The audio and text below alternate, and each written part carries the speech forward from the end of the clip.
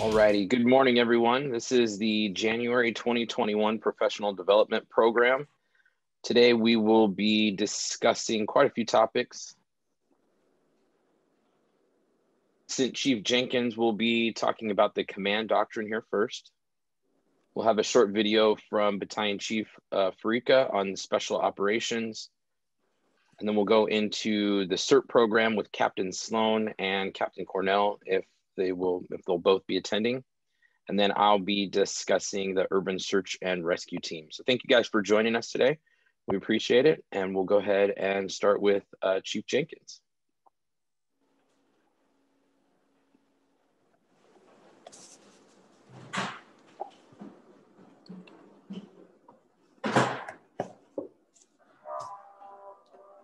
Well, good morning, everybody. As it would have it, my wife's making a cup of coffee right as we speak. So might hear a little bit of that in the background.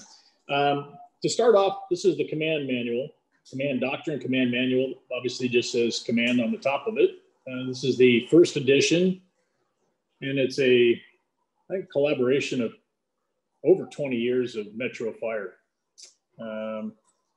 Currently, there's about 4 of these out. They're looking at printing about 200 and getting them out to the stations, as well as a electronic version that everybody would be able to access. And then also 2 people would be able to buy a copy if they'd like it. So kind of a quick thing on the back, just incident alignment. Obviously, if we're structure fires, we'll kind of go over that a little bit too. But this is just kind of a rollout of what the command manual is and what we're doing with it, and to have spur discussions. What we're going to talk about is just the command principles. And as we go through the front of the book, that's kind of chapter 1. That really goes over our command culture, what that looks like in our department, our mission, our vision, core values, Metro Way. You guys have heard those. Kind of lines in with our standard operating guidelines, regional guidelines also, members' values, community values, command values, fog of command, command and control. One of the things I kind of wanted to focus on a little bit was just our vision. And going back, I'm going to say more with Chief Meddy. When we were Metro Fire, we had a consulting group that got together to talk about and build a mission statement, build a vision statement. And our vision statement, short, but it's has a lot of information in it, and kind of the value of what a lot of the departments brought is forged from a long line of tradition. We are Metro Fire, working together to serve our community with honor, integrity, and selfless devotion to duty. So the focus on the forge from a long line of tradition.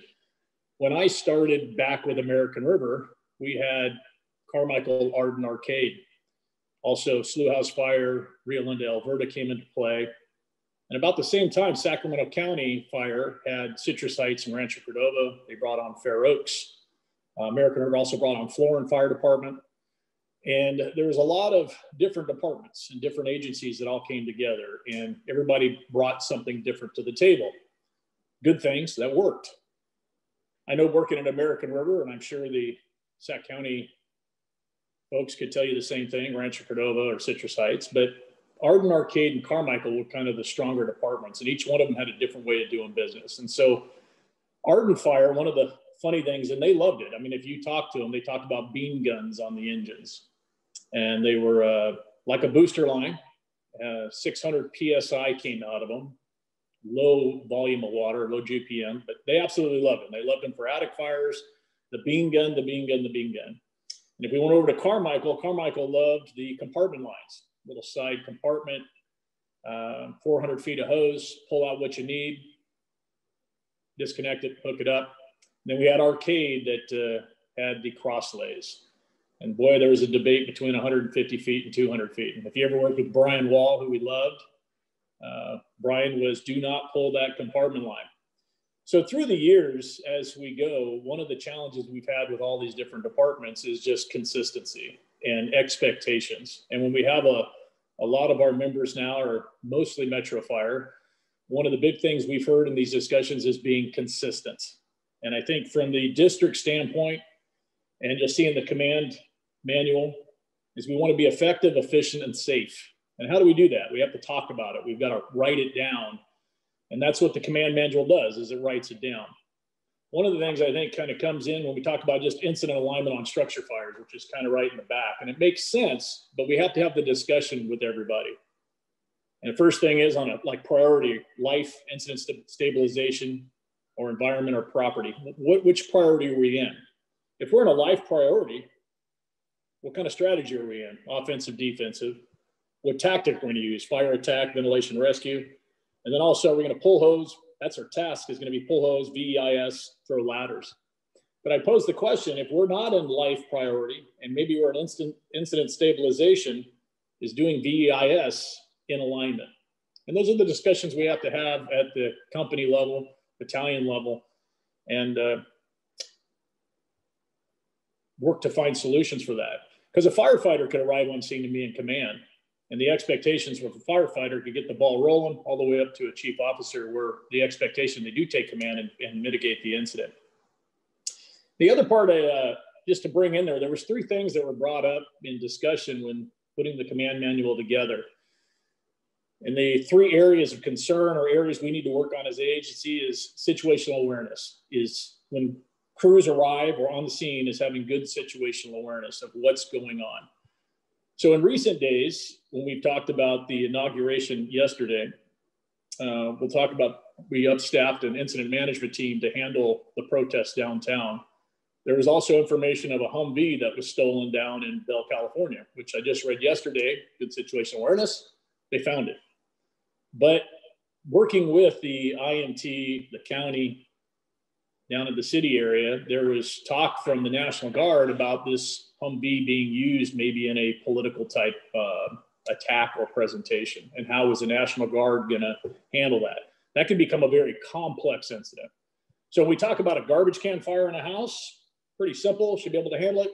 Let's get up to some protests downtown, and how are we going to handle that and work with CHP, work with the federal government, state government, National Guard, Sacramento Sheriff's Department, Sacramento PD, Metro Fire, Sac City, in the plan. You can kind of see where that gets kind of complex, but we have to have good situational awareness of what's going around with us, especially if you're going to respond into that for a fire, hazmat, or another type of incident, medical.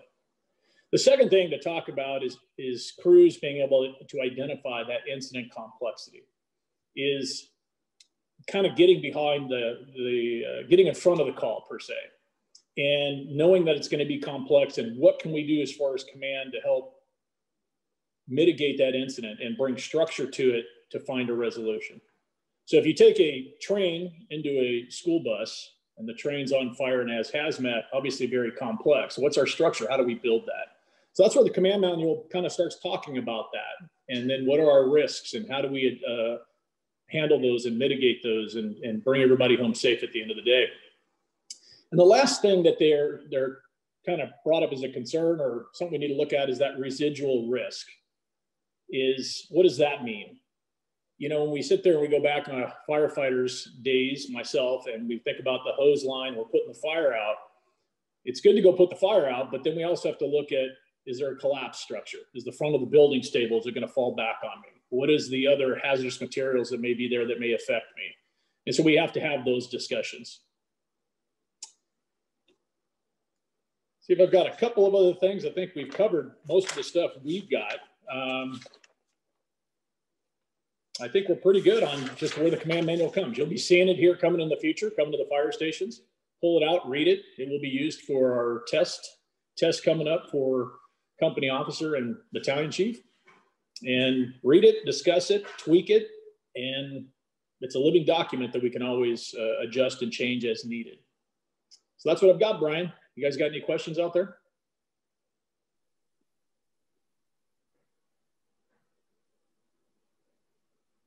So there will be copies at each station, and then people are allowed to purchase a copy, correct? That is correct. So there was working with the publisher. Currently, I think there's 4 hard copies like this. This one I had to steal from Chief Mitchell. There's a plan, I believe, about 200 copies that they're going to have made, which each station should get one. I'm kind of guessing maybe the double company houses may get 2, but at least 1. And then if you wanted to purchase one, you could buy one also. Great. I am not seeing any questions in the chat. Just as a reminder, you guys can unmute yourself if you have a question, or you can put your question into the chat if you have a question specifically for Chief Jenkins right now. It's totally up to you guys. So if we have no other questions, Chief, thank you. Appreciate your time. We'll move on to Chief Farica and going into special operations. So thank you, Chief. You bet. Have a good day.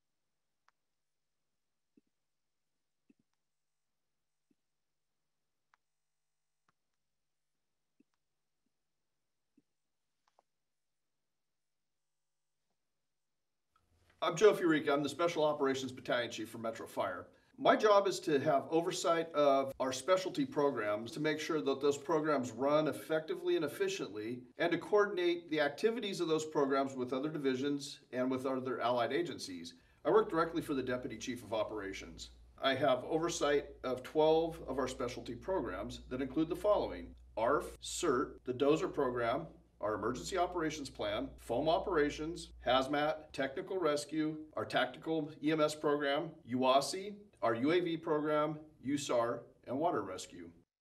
So today, as part of the Professional Development Program, the focus is on Special Operations and two of those programs. Those programs are going to be CERT and USAR, and we'll have representatives from those two programs here to talk to you about them more in depth.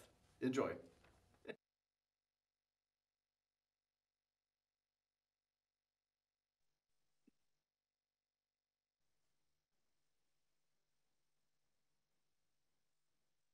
All righty.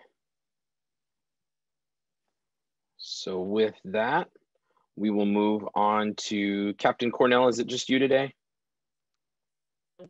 There we go. Now I'm unmuted. Yes, I'm running solo today. All right. So Captain Cornell to discuss the CERT program. I'll turn it over to you. Thank you, ma'am. Hello, everyone. Hope everyone's having a good day today. Mine has been a bit challenging so far, so pardon me for being a little off my game right now. What I wanted to talk to you about is the CERT program, which is actually near and dear to my heart. I have been the program manager for the CERT program for about 3 years now.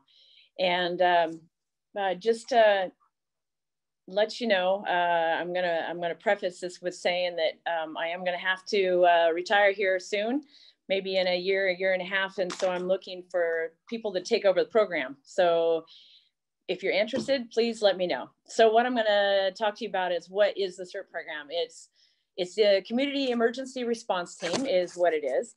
It is a group of volunteers, people with big hearts that love volunteering with this program. And it was started by Captain Al Getru in 2003.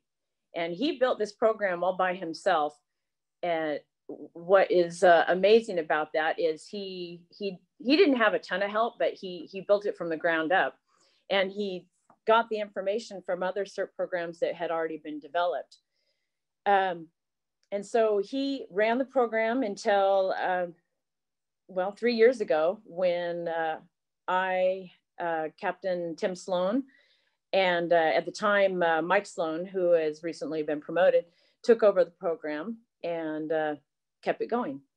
So it's made up exclusively of volunteers, and how these volunteers get their start in the program is we put on usually it's a class every twice a year, but COVID really messed that up. It threw us off our game.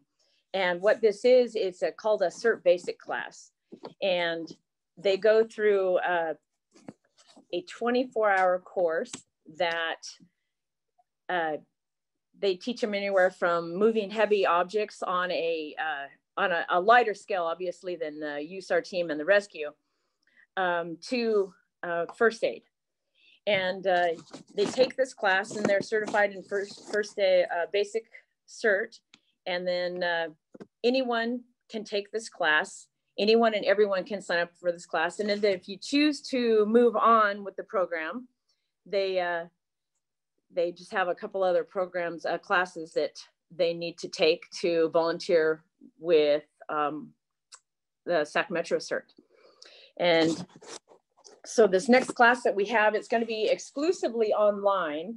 And if you're interested, or anyone that is interested, any family members that have wanted to be a member of the fire service but haven't been able to join, CERT program would be good for them. And so what does CERT do? CERT program, they go out and they talk to HOA programs. They give talks to schools, groups, Girl Scout, Cub Scouts, and they talk about fire prevention and safety and disaster preparedness. And this actually is, there seems to be a spur in this after some sort of a major event, earthquake, fires, their requests increase after events like that. Other things that the CERT program does is they do community outreach and standbys that provide first aid and community outreach. So some of the big events that the CERT team does is our biggest being the air show, Capitol Air Show. They are completely committed to that program, and it takes a huge load off of our personnel and the bike team, who they work very closely with. So they're kind of a buffer between what needs to be a true medical aid and what needs to be just something that they can address on their own, that just a basic first aid. And so the Capitol Air Show, the 4th of July at the Rancho Cordova Park, and then other little events throughout the area that happen throughout the year, such as the Chicken Festival, the marathon, half marathon at on the Parkway. Lately, they have been helping out at Cal Expo with COVID swabs. And right now they're actually helping out at logistics with the vaccinations. The other thing that was a big deal for them was handing out smoke detectors in North Highlands recently. And that pretty much sums it up. I'll talk about what equipment that they have, and because a lot of you may have seen it at Station 21, we have 2 medics that have been passed on from our district. They were donated to the CERT program, and they were basically got repainted so that they can be identified as CERT. They take those to the events, and then also there's some trailers with a lot of equipment. These trailers were originally meant to be for deployments. However, our CERT team has not had the personnel that can be deployed though lately. And then also we have another trailer that is going to be housing 2 golf carts that we recently acquired through some grants and some other funds that will be put into play here in a couple weeks.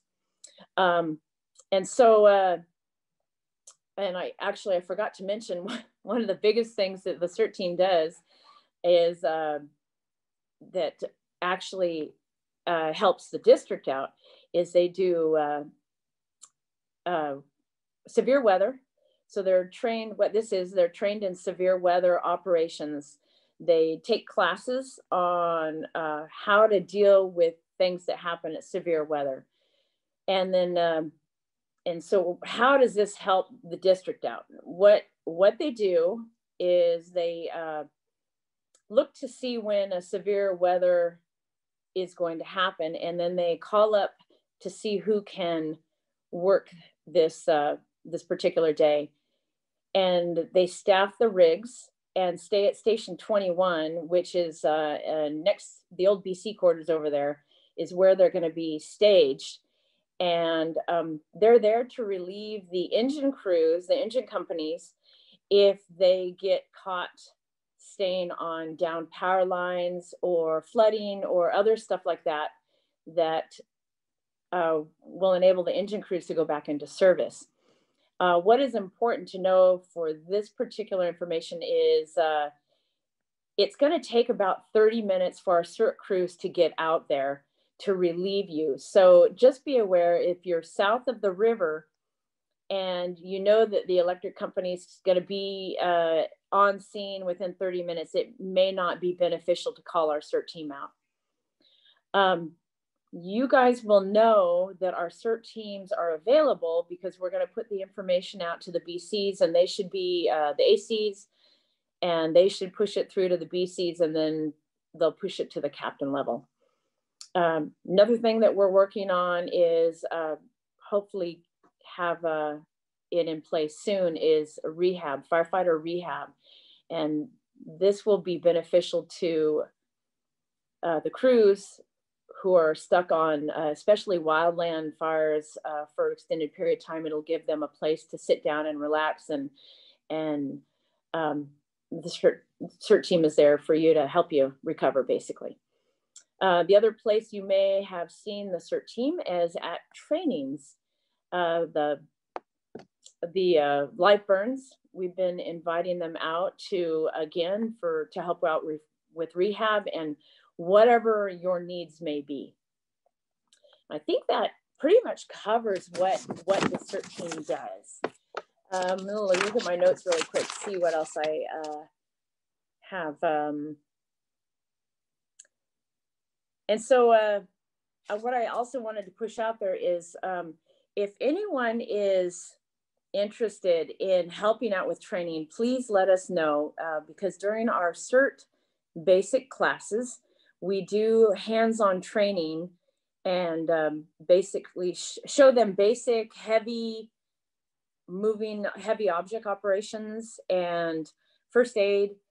And anytime engine crews would like to help out with that, we welcome it, because we want you to get to know our CERT members, because they're here for you and want to do nothing but help you guys, help our members, and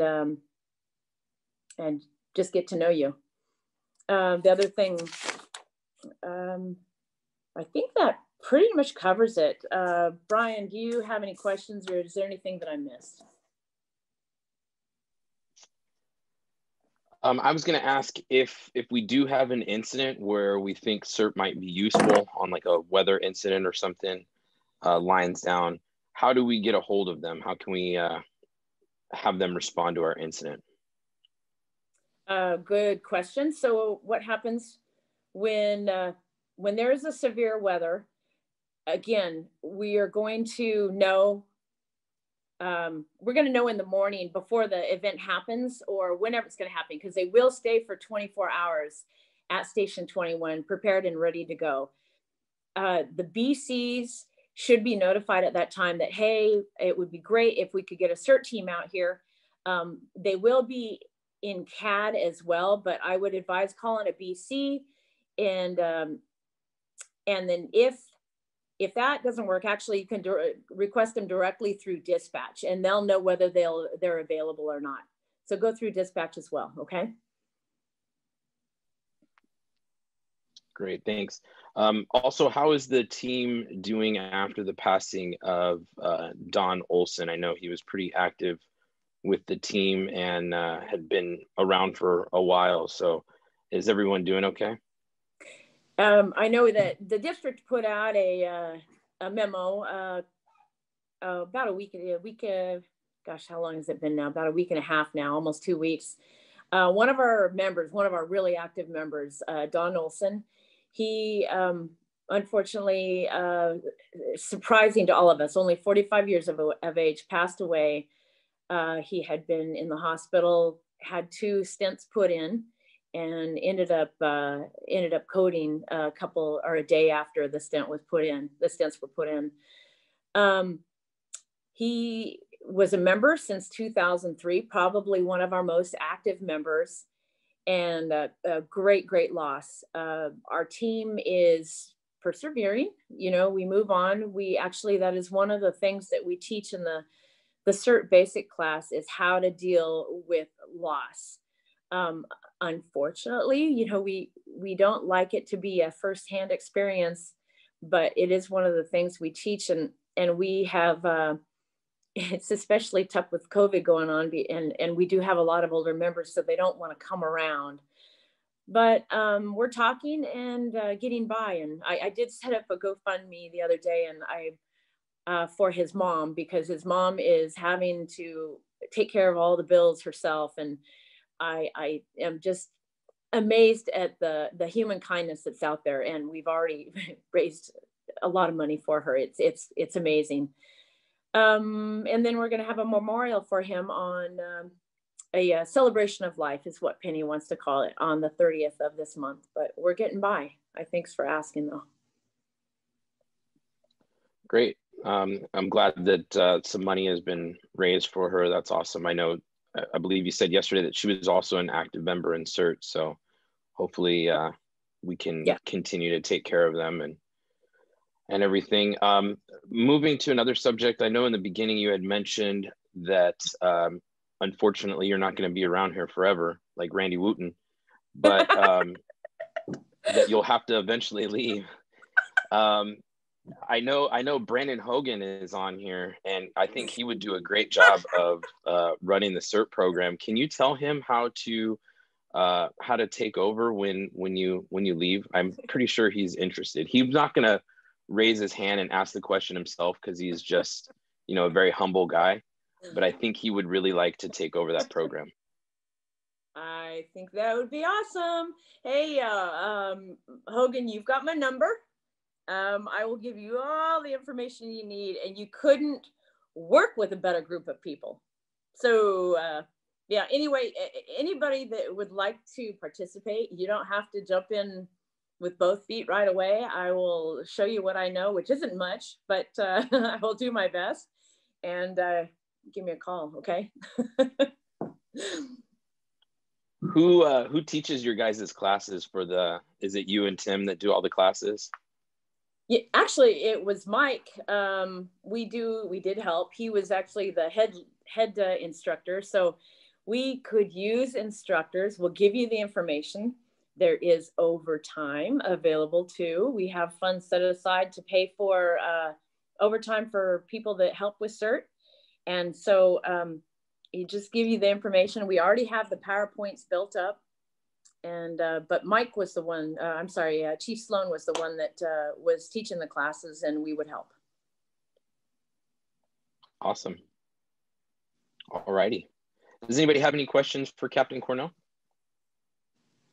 Whether on the chat or unmute yourself.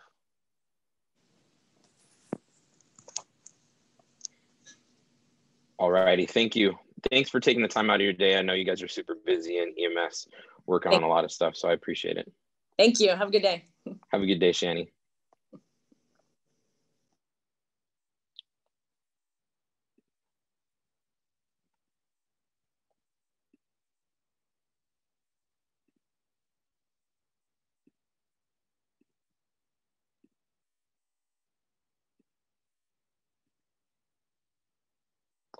Alrighty, now we're going to move into the last portion of our PDP today, and I'm going to be discussing the Urban Search and Rescue Team.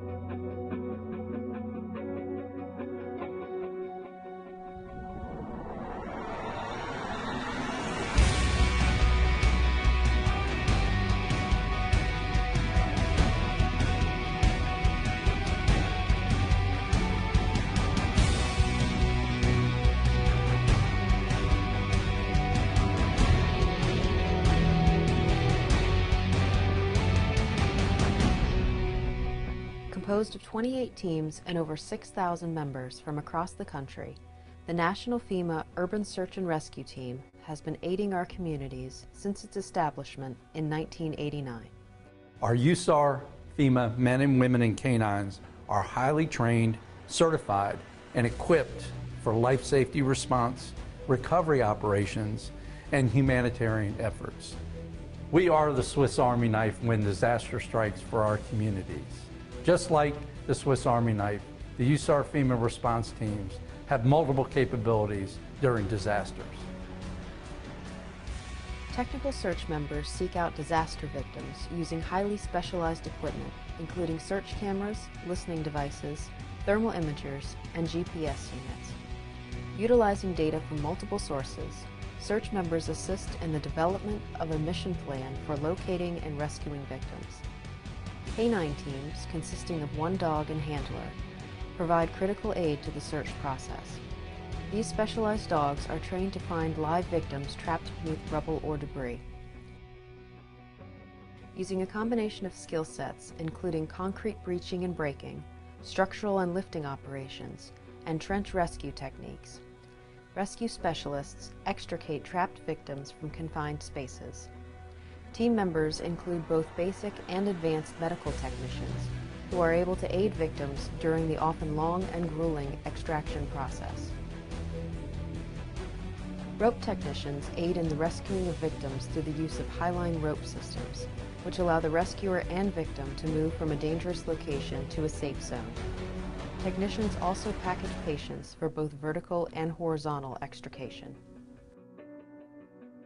Water specialist technicians are trained to aid in victim rescue in flood, swift water, and ice rescue scenarios using boats and wading techniques. The hazardous materials section is tasked with ensuring that there is a safe environmental work area. Hazmat focus is on the possibilities that hazardous materials may have been released during a collapse or other type of disaster the team responds to by the use of meters for detection and monitoring.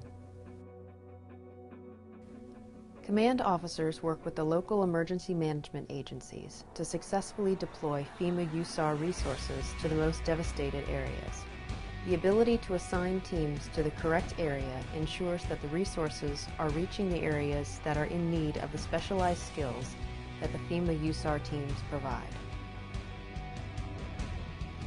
The Family Support Team provides assistance to the family members of deployed personnel. As a family member of someone who's routinely deployed, they give you so much support on every level of your daily schedule, from childcare to making sure that I can get to work on time. They really help maintain a regular schedule and lifestyle, which is better for your family. The 28 FEMA search and rescue teams are always ready to respond and are the boots on the ground when any major disaster occurs in the United States. The continued support of the entire system and the personnel is crucial to provide readiness, response, rescue, recovery, and the delivery of humanitarian resources. When any disaster strikes, the USAR system always responds.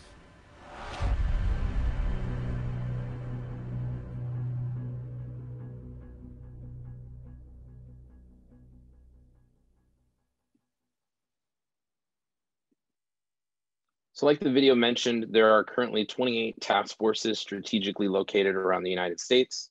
California happens to have the most in one state, in that we have 8, and they're strategically placed to handle the potential incidents that could occur.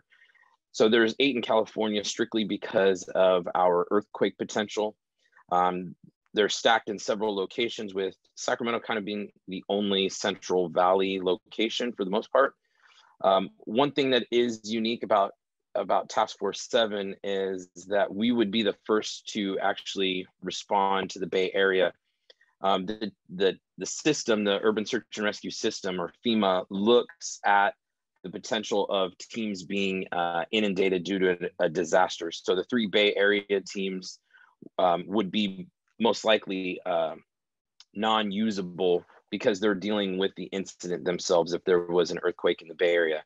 So actually Sacramento's team would be considered the first up to go. We're also one of the first teams to respond to places on the in like the island area. So Hawaii, for example, we're one of the first teams to be able to respond.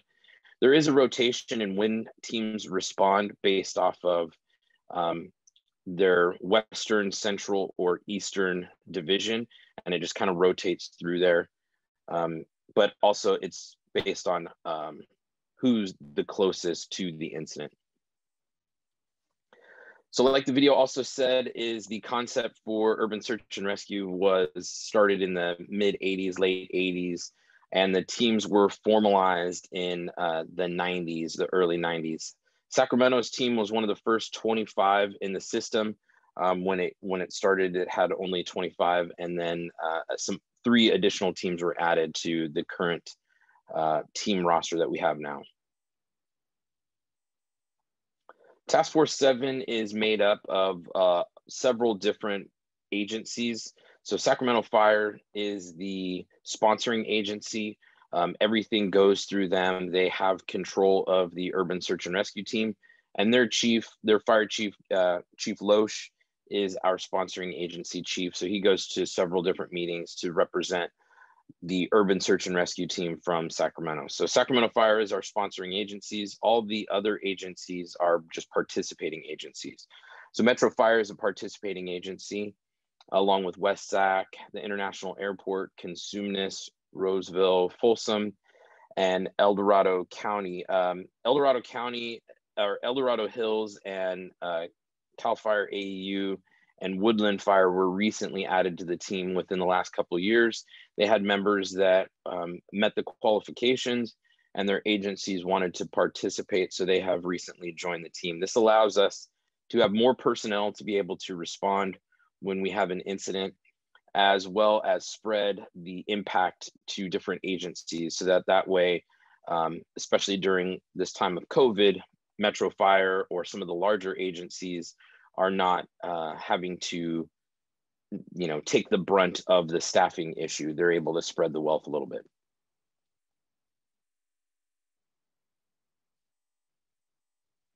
There are currently 38 Metro members that participate in Task Force 7. We have different specialties, all the way from task force leader to rescue specialist and everything in between. So there are currently 38 members. A lot have been on the team for some time. Captain Wooten, I know I give him a lot of crap, but he has been on the team since its inception in '94. So he's been on the team. He's kind of our longest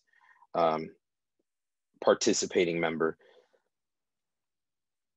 A percentage of the deploying team is from Metro, so they try to keep it between 15 and 20% of the personnel that are deploying on a mission are from Metro Fire. This allows us to manage staffing accordingly, knowing that we have a set percentage in place. So if we're sending out a very large team, which is our Type 1 team, we can have anywhere between 15, 16, 17 Metro personnel. If we're sending out a smaller team with only 18 members, then 2 or 3 of them will be from Metro Fire.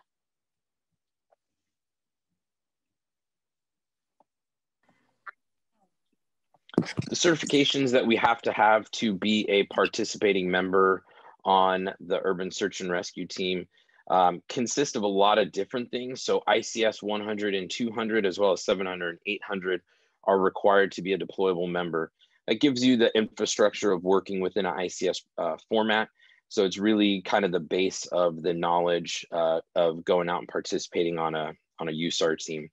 As well as Hazmat Pro, it's important that we understand there is a hazmat specialty, but all of us have to be able to staff a decon corridor and help the hazmat discipline get deconned. Low angle rope rescue systems 1, 2, and 3 are all part of our certifications, as well as advanced rope rescue. Confined space specialist is another requirement, as well as several different swift water options. We have swift water operation, swift water technician, as well as boat operator. And then trench rescue specialist is also required. So we kind of are able to really work in several different specialty rescue type environments. We have to be able to go from a hurricane to a large building, to a terrorist event, to an earthquake. So kind of everything in between. And then lastly is the FEMA Structural Collapse Specialist. That's an actual course that's provided by FEMA that we have to go through. So all of those requirements are needed to be a deployable member on the team. To maintain our training, we do it in several ways. So the first is monthly drills. Each month there is a drill on each shift, a drill day on each shift. So one drill day per shift. And on that drill day, there's an AM and a PM drill. So A shift will have an AM and PM, B shift will have an AM and PM, and C shift will have an AM and PM drill. This is all coordinated, our attendance, through a couple members that are on each shift. And we really look to minimize the amount of impact and amount of units that are out of service to participate in drills. So on my shift, for example, on A shift, I'll go get Tucker Hodge, who is over at Station 32. And I'll leave a member from my engine there, and I'll go to 109 and leave a member there and grab Captain Poulis, and then we'll take one engine out of service and go to drill. So it just allows us to maximize who's going to drill and but still maintain that station coverage. There's also quarterly drills depending on what your discipline is, and this allows us, the monthly drills vary, and so we'll have a water rescue day, we'll have a trench rescue, collapse, we'll do breaching and breaking. Our monthly drills rotate kind of around, and just depends on what each month's goal is. But the quarterly drills are specific for our discipline. So I'm a medical specialist, and I will set up 4 different drills based on the other med specs and what we need to do. So working on getting the pharmacy, we'll have a day with the doctors where we work on assessments with our equipment. We've had days where we do canine care because we have canine members on the team. And as a medical specialist, I have to not only be able to take care of my team members, but also the canines. So we have to have an understanding of some veterinarian care. So we'll do quarterly drills to maintain our individual disciplines. We also have cash work days. So all of the equipment that we have needs to be rotated and needs to be maintained, needs to be checked out. So we have days where specifically the logistics personnel, they go through and they work on stuff. But some of those days are also open to all of the members on the team. When we have specific drill days like quarterly drills and cash work days, those are usually on administrative leave or on overtime, depending on what your status is, and it has to be approved through the chain of command. But there is options for getting overtime with that.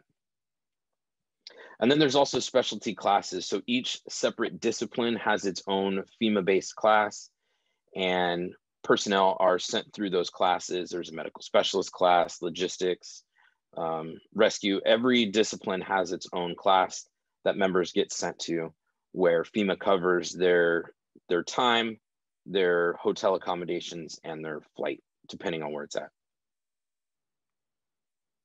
To be selected for the team, the first thing is you have to be off probation with Metro. You have to either be an EMT or paramedic, which shouldn't be a problem to anyone. Low angle rope rescue and rescue systems 1 were the minimum last time. The FEMA system is looking at expanding that to possibly include rescue systems 2. So it'll just depend. We're looking at doing another selection process in the spring sometime. The last time we did it was in the fall or winter of 2019. And since that time, I believe we've pulled in 6 or 7 of the 14 members that applied for that. So we're trying to bring new members on.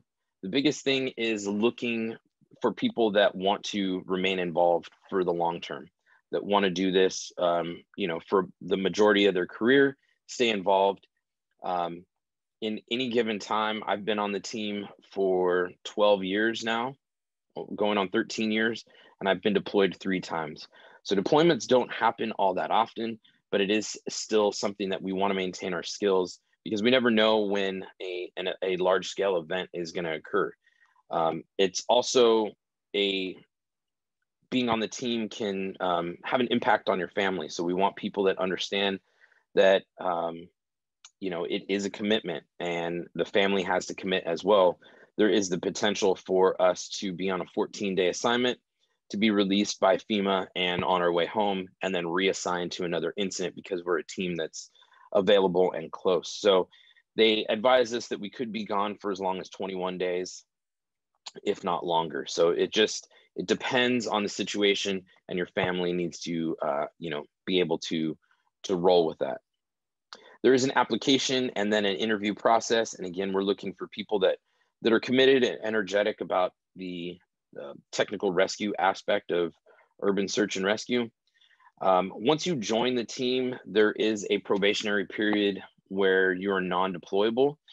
That's your opportunity to get the remaining classes that you need so that you can be a deployable member. And it's also an opportunity for you to get your points up.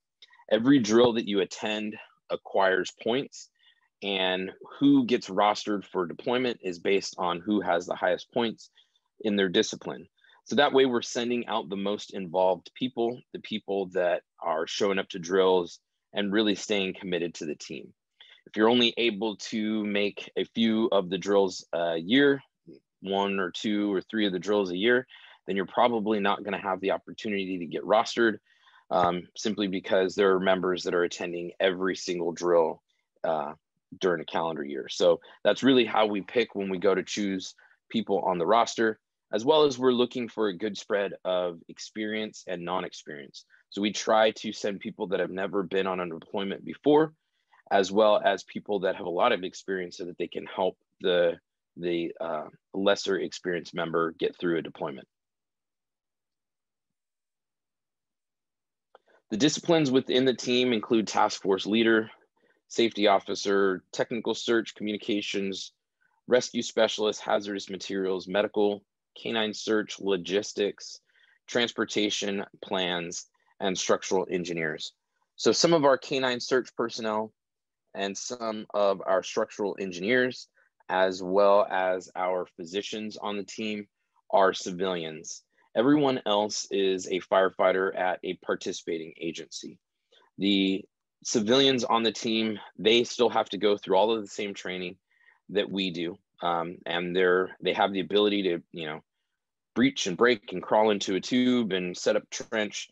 That's just not their specialty. So we get some structural engineers, and there's some great guys that participate in that, as well as in the canine search. We have a couple of civilians. The majority of our search specialists and canine handlers are firefighters, but we do have a couple that are civilians, one of which is actually a vet. And so she's super helpful at helping us maintain and learn about canine care. So it's pretty awesome having her on our team. It's something that's unique to Task Force 7. This is a typical Type 1 roster. A Type 1 team consists of 80 members, and that's our largest team that we'll send out. And so we have several different specialties within that. All the disciplines are sent out with a representative from each so that we can have a rotation of who's going and who is active at the incident and who is resting, so that we can maintain work for a 24-hour period.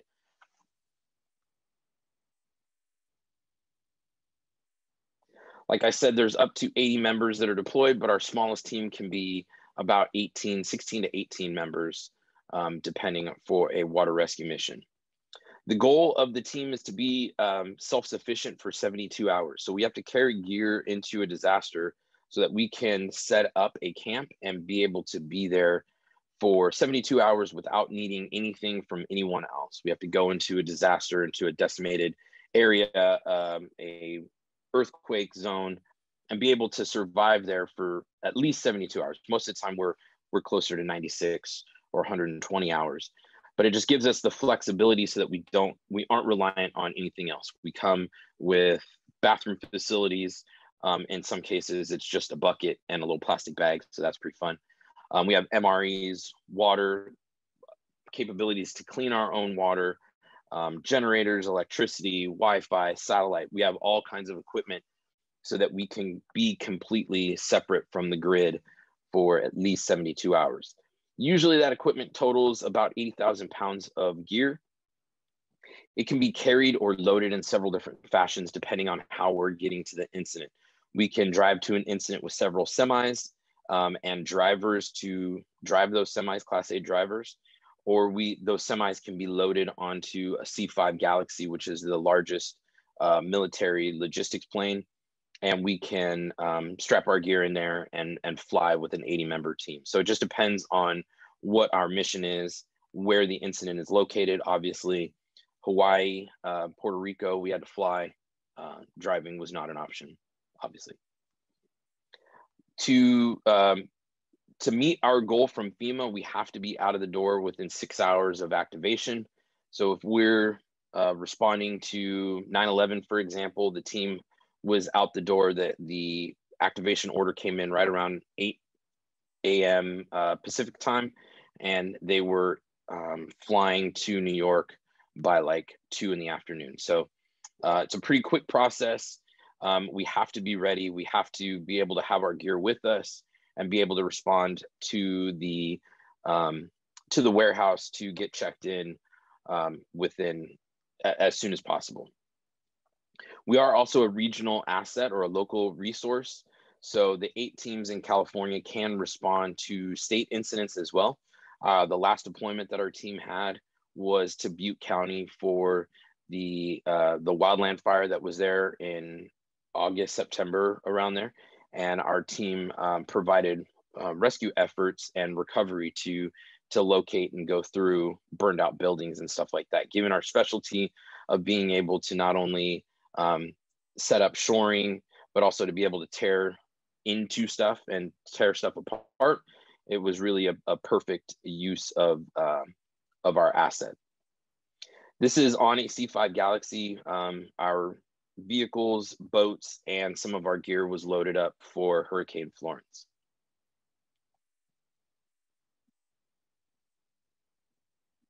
Decision makers, and you'll receive a copy of my proposed recommendation and can attend that board meeting and present your information directly to them.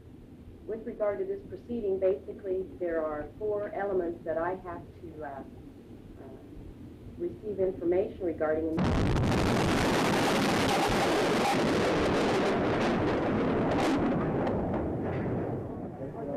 Everybody, let's get out of here. Now, what's the electricity on? I can see it looks like part of the building has been blown away. We'll have to back around to the other side so I can get a better view of it.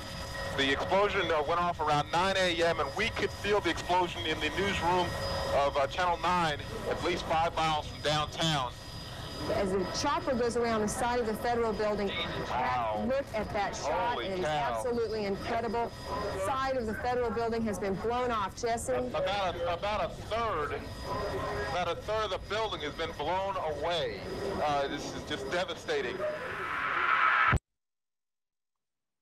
So the Oklahoma City bombing was the first official deployment of USAR, the first official activation of the USAR team. California Task Force 7 and Arizona Task Force 1 were the first 2 deployed. They arrived in Oklahoma later that evening. This is a picture of retired Fire Chief Rick Martinez. He was the task force leader for Task Force 7 when our team deployed to Oklahoma City. I believe at the time he was the training battalion chief for Sacramento Fire. And he really provided the framework and set the standard of what we do when we deploy on a mission. This is our team getting a first glimpse of the Murrah Federal building that was damaged. It was a 9-story, office building that the whole front side, about a third of the building, collapsed, leaving large portions of the roof in place. This is a picture of our team. The 4 guys there are trying to assess what they nicknamed the mother slab, which was a 35,000-pound piece of the roof that was hanging over the edge by just a couple of pieces of rebar. So it became a fall hazard, and they wanted to make sure that they could properly secure it and keep it in place and not get anybody injured.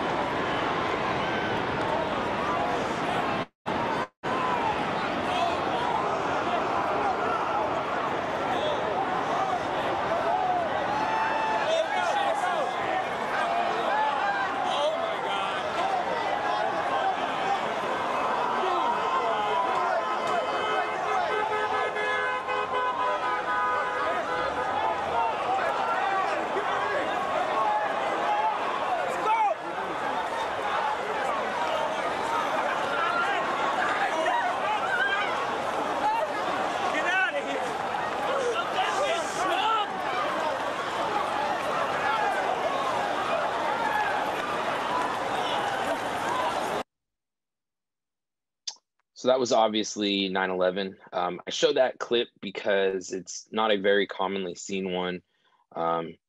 It was from a documentary, but about 5 minutes after the first tower collapsed, our team was activated.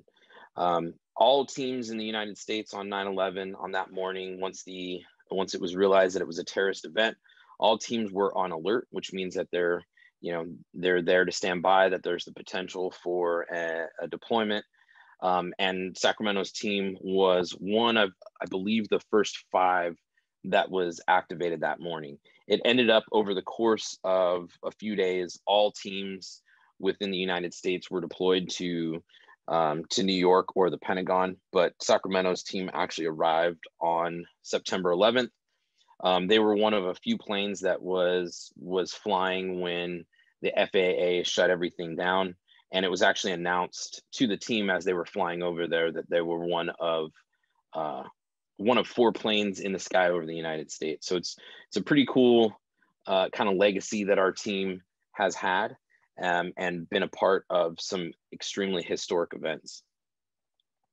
One thing that since 9/11 that we've always done is we'll set up a flag somewhere in our base of operations. So that was kind of a tradition that the team started in 9/11, and we've since done that every time we go to a place and we set up our base. One of the first things that we'll get set up is a flag, and then we bring those flags back and we have them placed throughout our warehouse as kind of a memory of what we did and where we've been. So it's kind of a cool tradition that started then. Our team also got to meet several dignitaries at the time at Ground Zero, including President Bush and Mayor Giuliani. There were several celebrities that were going through and shaking hands with our team specifically.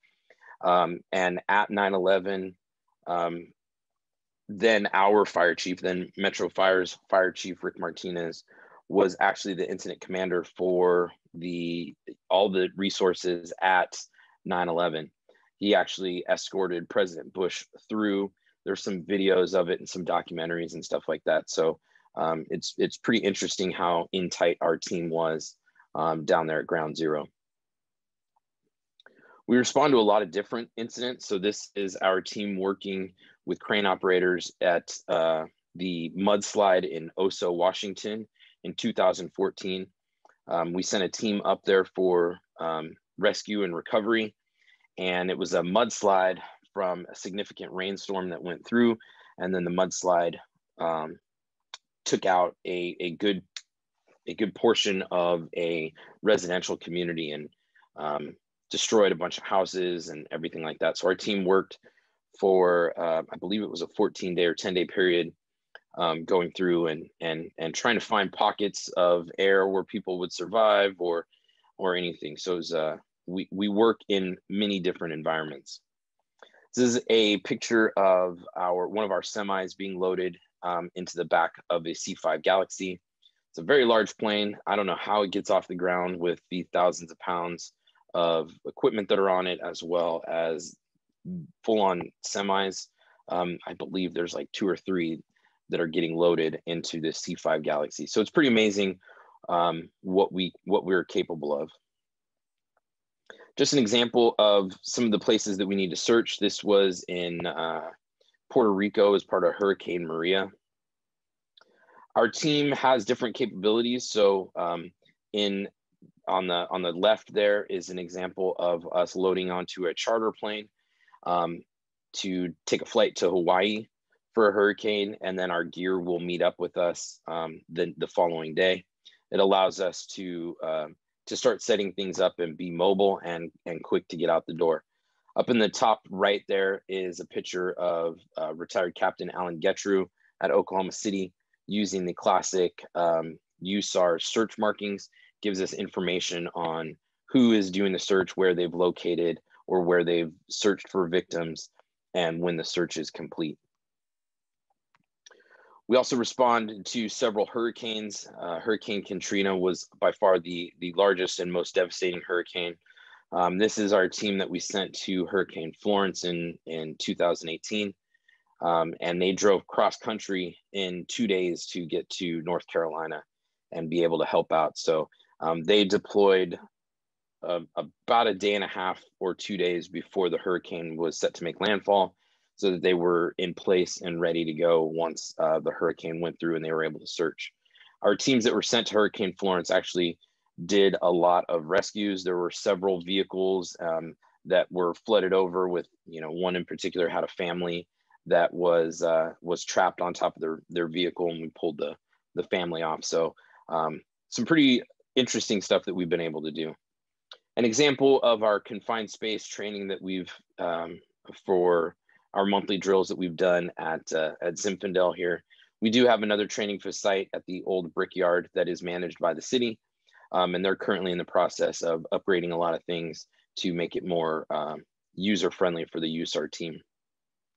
We'll go to several different places around the area to do our drills. We'll go up to the confluence in Auburn to do water rescue training. We'll go down to the Port of Sacramento in West Sac, and we'll do high angle rescue stuff like in the picture on to the left. Recently in December, our team swore in a bunch of new members. I believe it was like 15 new members, with 2 or 3 of them from Metro Fire. Obviously, due to COVID, we had to have our ceremony in a slightly different location than we normally do. This was outside in the middle of December with masks on and everything. But because you are joining a federal team, you do have to take the federal oath of office and get sworn in and have a a notary sign your affidavit and everything. And then lastly is just the legacy of our team. Our team has been to some of the largest natural and man-made disasters in our nation's history. So it's pretty amazing to be a part of a team that has such a history in the United States. This is retired Metro Captain Randy Gross and his dog Dusty.